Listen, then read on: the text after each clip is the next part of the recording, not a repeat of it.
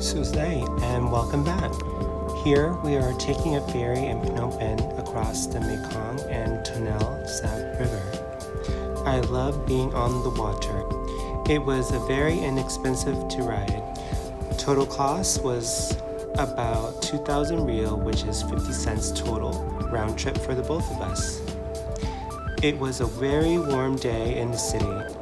What better way to cool off and to see the Phnom Penh cityscape? This must be one of my favorite to do in the city, and I totally recommend.